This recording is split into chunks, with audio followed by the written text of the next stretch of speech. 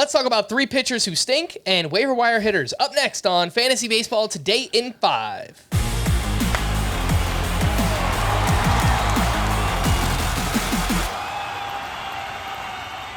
Welcome into FBT in 5 on Thursday, August 3rd. I am Frank Stanfield, joined by Chris, the Welsh. Let's talk about three pitchers who are struggling. What do we do? Joe Ryan.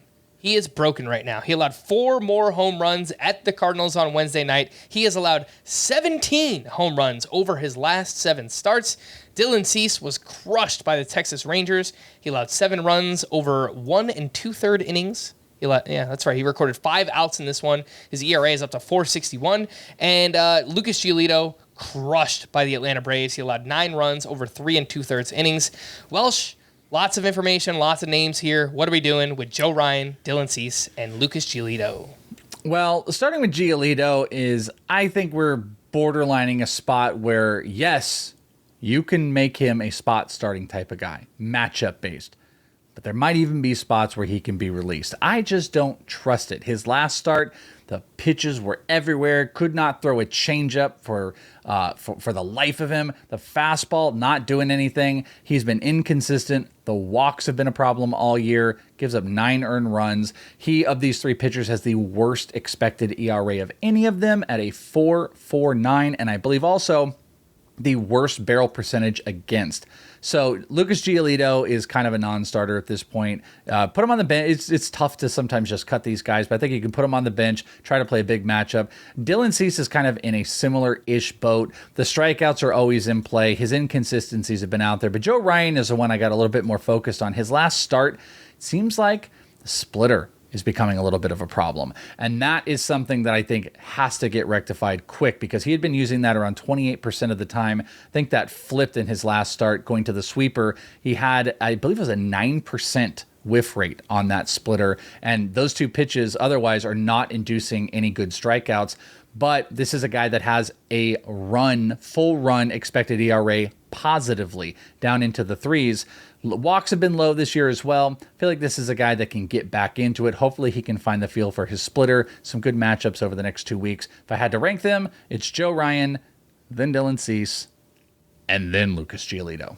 Joe Ryan, by the way, 2 starts next week at the Tigers and at the Phillies. If you can't start Joe Ryan in a 2-start week where he's facing the Tigers, then I think we have some real serious questions to answer right there. So I get it. He's been really, really bad recently, but at the Tigers, I think this is the last straw. Next week, let's throw Joe Ryan out there. The other 2, I'm a little bit more worried about. Dylan Cease facing the Yankees and the Brewers next week.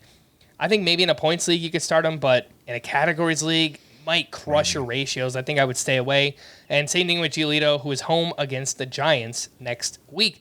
Let's talk about some waiver wire hitters. And for those who play in shallower leagues, 10-team leagues, maybe 12-team points leagues, these names might be out there. And 3 outfielders who have been awesome lately. Chas McCormick went 2 for 3 with 2 socks and a shoe. That's right, 2 home runs and a stolen base. He's up to 15 home runs and 12 steals on the season. Greene has been money since returning from the IL. Lars Nootbaar in the second half, he's got 6 home runs, hitting well over 300.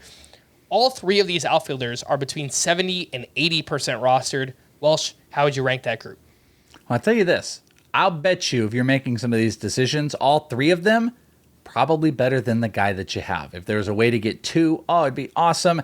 Over the last 30 days, 2 of these players that you just mentioned in the top 10 in WAR in baseball. So overall WAR, number 8 overall, Lars Nootbaar, 5 homers, 2 stolen bases at 322 batting average, 15% walk rate, but coming in at number 5 overall is the number 1 also AL person, because the 4 players above him are all in the NL, is Chas McCormick. Chas McCormick has been a monster. 6 homers, 3 stolen bases, 329 batting average. Strikeouts a little bit high, but he continues to run. He continues to hit. Offense probably the best suited here. I love Greene. He makes a lot of contact. I think he lags in the counting stats department.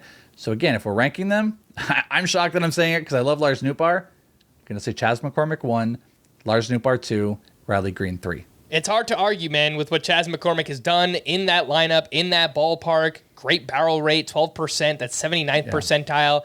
I'm still a Lars Nootbaar guy. I'll put him at the top of this list, but I recognize how close it is between him and McCormick. I really like Riley Greene, the player, too, but as you mentioned, playing for the Tigers, that's going to hold him back just a bit. For more extensive fantasy baseball coverage, listen to the Fantasy Baseball Today podcast on Spotify, Apple Podcasts, the Audacy app, or anywhere else podcasts are found. Thanks for listening to Fantasy Baseball Today in 5, and we'll be back again tomorrow. Bye-bye!